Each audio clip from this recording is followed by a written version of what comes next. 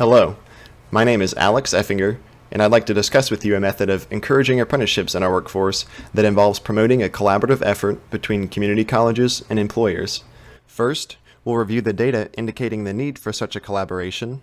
Then, we'll look at the model currently utilized by Germany to address this need.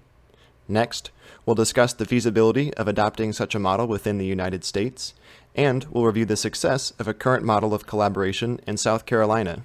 Finally, I'll offer some practical means to encourage further implementation of such collaborations. By promoting collaborations between community colleges and employers, we may address the shortage in skilled workers that the U.S. is facing, as well as narrow the growing gap in wages. A 2009 report by Robert Lerman titled Training Tomorrow's Workforce, Community College and Apprenticeships as Collaborative Routes to Rewarding Careers explained that while the U.S. is experiencing rising levels of productivity and economic growth, our schools, colleges, and job training programs are not keeping up with demand and producing a skilled workforce that can sustain growth. As a result, we're seeing two negative consequences. One, employers are struggling to fill their hiring needs, and two, less educated workers are seeing their wages falling further and further behind college-educated workers. Much of the recent effort by policymakers to address these problems has focused on providing college for all. However, Lerman explained that colleges may not be the only solution. He estimated that nearly half of the job vacancies between 2009 and 2019 would require serious occupational skills that are generally acquired with a combination of post-secondary courses and learning on the job, but not a bachelor's degree. A 2018 report issued by the U.S. Chamber of Commerce and USG, a construction materials manufacturer, confirmed that many employers, namely contractors, are struggling to fill skilled jobs that do not require a bachelor's degree.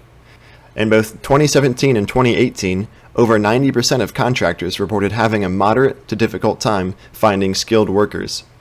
The concern is that as older members of the workforce begin to retire, the U.S. will not have enough youth who are properly trained to take over the vacancies left behind. And while most contractors plan to increase hiring over the next 6 months, almost none of them believes that the shortage of skilled workers will improve.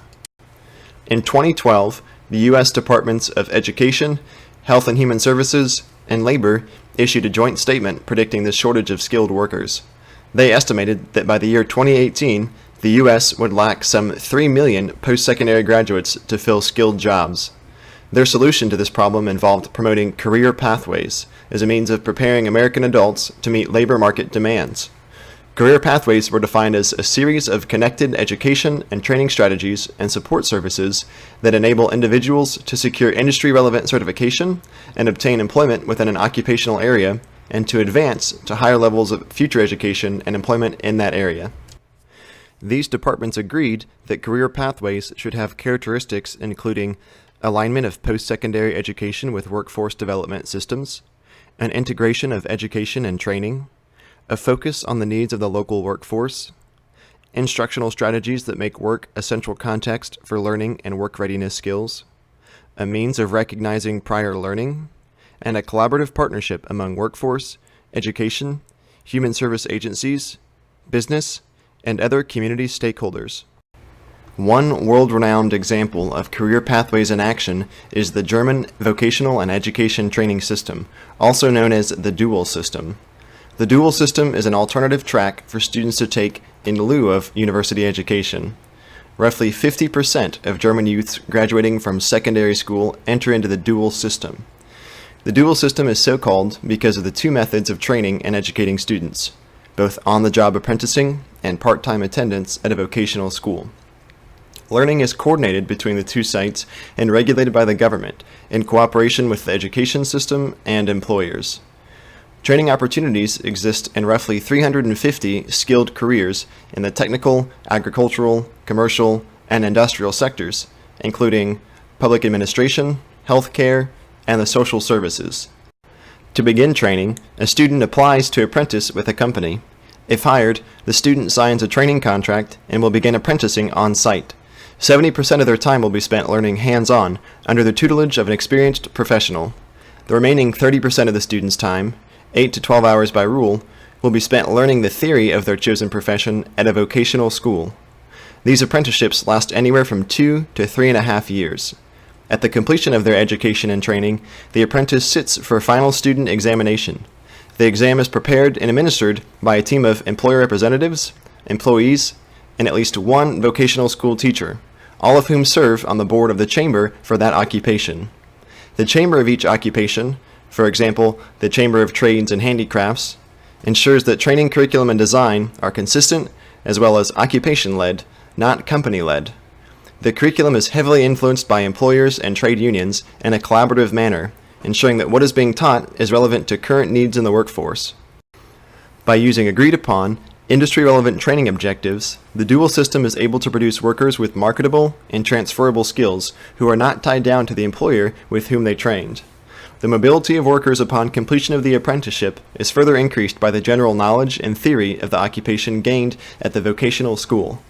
The greatest benefit of the dual system, however, is a synergistic effect from the combination of learning that occurs between worksite and vocational school. This coordination is regulated by the Vocational Training Act of 2005 and ensures that the theory learned in the classroom is applied and made meaningful in the workplace. The result is an incredibly effective career pathway that has allowed Germany to enjoy remarkably low rates of youth unemployment. Lerman believes that this style of collaboration between employers and community colleges can work in the United States. For many occupations, Lerman explains, U.S. community colleges are well positioned to provide academic-based instruction but cannot deliver the necessary non-academic skills and occupational expertise.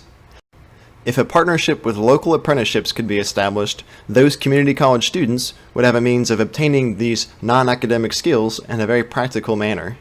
In addition, a partnership with local apprenticeships would allow overcrowded, strained community colleges to offload some of their education and training. In return, community colleges would add legitimacy to apprenticeships and provide workers with greater mobility via enhanced general knowledge of the occupation. An even greater benefit could be achieved with the adoption of competency-based education. Students can earn credits towards their degree through their apprenticeship. Competency-based education, or CBE, functions as a means to award credit or degrees to students for meeting specific skill competencies agreed upon by faculty, industry leaders, and workforce representatives. CBE is gaining attraction in the United States, with 12 states either considering or enacting legislation supporting the practice between 2014 and 2017. If given access to CBE, American adults could more easily advance their post-secondary education. Ultimately, a coordinated effort between employers and community colleges to assist students in developing occupational knowledge and skills would address both of our original problems. A more highly skilled workforce would see higher wages, and employers, especially those participating in apprenticeships, would enjoy greater access to skilled workers. There are some challenges to such a collaboration. Some apprenticeship sponsors find that classes at community colleges are not appropriate for their training needs. Courses may not be sufficiently specific. The equipment at the college may be dated. The courses may not be offered or may meet at times that working people find hard to accommodate, and the starting dates of semesters may not meet employers' needs. However, examples of collaboration do exist. One such example is Apprentice Carolina. Apprentice Carolina's program director, Brad Neese, explained that the German system made its way into the state of South Carolina via companies like BMW and Bosch. Neese says that the German system is a process that just makes sense.